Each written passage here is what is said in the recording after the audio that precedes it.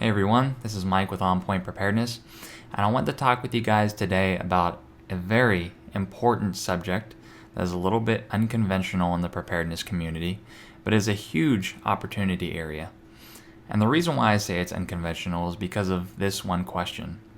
If I were to ask you what is prepping or preparation, I would argue that a lot of people would think of things like firearms and tactics, or bushcraft and the outdoors, self-reliance, farming, gardening, or homesteading. And while these are all very important categories of preparing, you as a person cannot be effective in any of these categories unless you hone yourself as an effective individual. We all have personal responsibility, and unless you are organized and are a leader, you will not be able to make great accomplishments in any of these areas. And so that is the subject of this little podcast. It is about being an effective person, and then also touch a little bit on being an effective leader in a preparedness community. And so let me just show you, to start out with, what I mean with regards to being an organized and effective person with regards to preparedness.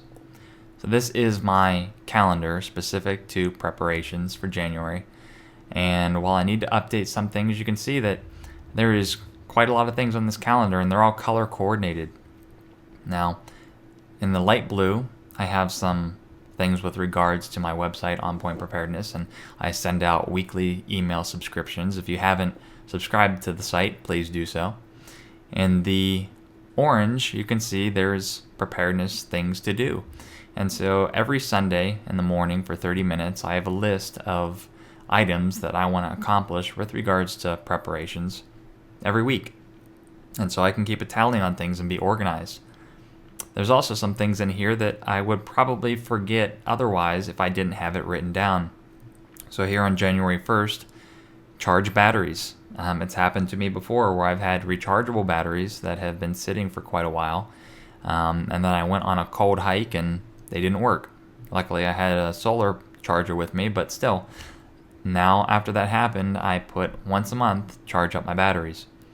I also have a lot of physical fitness activities that I have scheduled for the week. I have some of the Cincinnati meetups where I do some training with regards to survival. And I'm also a member of the AMRON Emergency Preparedness Communication Net for ham radio.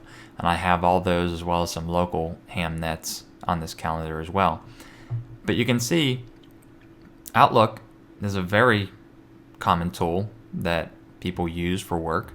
And it has a lot of functionality with regards to organization, where you can do color-coded calendars and you can do tasks with to-dos, to-do dates. And while I'm not going to focus on exactly how you operate Microsoft Outlook logistically, you can look that up just by doing a quick Google search, I just wanted to express the importance of all this. If you're not organized in this fashion, odds are you're going to be complacent or get a little bit lazy. You're not going to have something to measure yourself against. When these events come due, I have to physically click the dismiss button. And there is a little bit of a sense of guilt if I have not accomplished one of my to-dos that I said I was going to do. Now, this Outlook organization was something that I was already doing prior to taking a leadership class.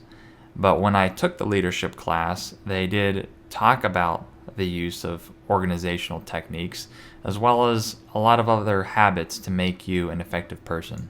And that book is Stephen Covey's 7 Habits of Highly Effective People. Now, I am pretty adamant about jumping on board with anything that is sold to me. I think the world is a marketplace, and there are too many times where people just try to sell you something for the sake of selling you something for money. If you watch Stephen Covey's videos on YouTube, and he has passed, I think, in 2012, he is a very honest individual, and he just radiates with compassion. And when you see his videos and you see him talking in person and just how he carries himself, you can see that this isn't another book that is simply being sold for profit. At least how he started, up until his passing. I'm not sure how his legacy has been carried on by the business, but up to his passing, I think he was really truly investing his time into giving people the tools to be effective leaders. And so you can see on Amazon, the reviews are outstanding for this book. The class that I took on this was outstanding.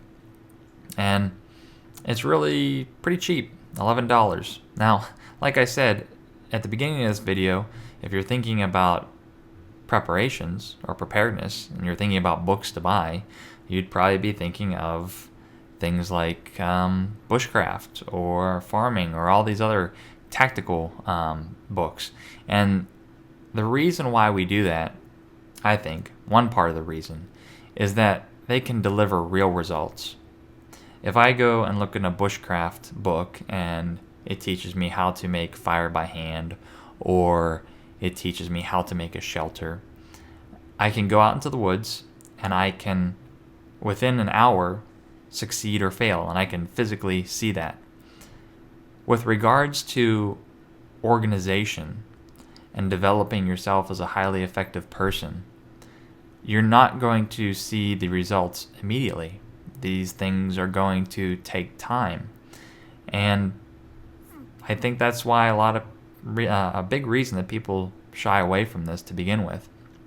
But just like I said before, if you're not organized, how can you ever be effective in any of these preparedness categories? Furthermore, as this book talks about being an effective person with regards to social relationships, if there is ever a SHTF scenario, how are you going to deal with people? Odds are you're going to have to deal with people. You're going to possibly have to lead people, lead your family, lead your friends, lead your community. You may have to get into negotiations with people. There's going to be conflicts that arise, and how are you going to effectively resolve the conflicts? So this book is an all-around really good book, and an area of preparedness that isn't talked about too much, and I think it needs to be. So here's just a little teaser on the book. It goes into 7 habits of being a highly effective person. And the first 3 are habits that you establish from when you're a child all the way up to you're a teenager. And you're really dependent when you're a child, and then you develop these habits and you get into a state of independence. And then after you get out of independence, you get into a state called interdependence. And interdependence is when you stop thinking about the me, like your teenage years, and you start thinking about the team and others. And there's other habits that help you build that interdependence. And it's all encircled by habit 7, which is sharpening the saw, which is essentially personal renewal, taking care of yourself physically, mentally, emotionally. Now, with regards to habit 3 and my Outlook calendar that I just showed you, this is one of the tools. And it splits things up into important, non-important, urgent, and not urgent. So you can see here, if something's incredibly important and very urgent, it's like crises, pressing problems, things that need to be done. And while there are these things that come up, you don't want to be spending your time in this zone because it's going to drain you. Then there is the not important and urgent, that is right, not important and urgent. These are other people's urgencies. They may not be urgent for you because they're not important. And so this is tons of emails that you're getting with, phone calls of people bothering you, things that just really aren't important to you. Lastly, there is this right-hand column. And here, this top part is where you want to be, the important and not urgent. And then the last place you want to be is the not important and not urgent. And so I know there's a lot of preppers in here because it's all the trivial things. And so if you find yourself spending more time posting prepper memes on Facebook rather than actually spreading positive news about current events, news issues, how to prepare. You need to try to get out of this zone. And you want to migrate up to this top zone of where it's not urgent, so you have the time to be effective and build something strong, and it's important. So preparing, as we all know, is important. And so it even has listed here preparation, prevention, planning, relationship building. This is where you want to be. And so when you start to set up your calendar or your week, you want to look at everything that's on your plate for that week and have about anywhere from 2 to 4 rocks. And rocks are the big things that you want to accomplish for that week. And those rocks reside in this zone 2. All the other things you're looking at for your week, you're going to have to categorize them and see, do I really need to do it? Is it just sitting on the internet and wasting my time? Or is it something that someone else wants me to do but really isn't important for me? Or do I just have way too many important and urgent things that is just draining me to where I can't spend the time on the things that are important to me but not urgent? So this was a very high level overview of the 7 habits of highly effective people, but I just wanted to basically have a call to change in the preparedness community. Preparedness is not simply just learning skills and acquiring resources. A lot of it's going to be about personal development. We are going to have a paradigm shift in the next, personally, I think, year in 2015, to where you as a person are going to be challenged dramatically. Are you going to be the person that is able to strive forward, be effective, be able to rally and lead people? Or are you going to be not effective at all if you're going to be selfish and bury yourself in a hole and think that you can ride out the storm alone? I would argue that the former are going to be the people that truly survive.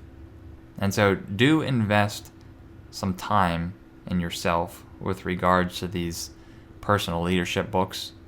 Again, this is definitely not the only one out there. However, I think it's the most honest take by an honest individual, being Mr. Covey. So this all starts with you. I can only bring it to your attention.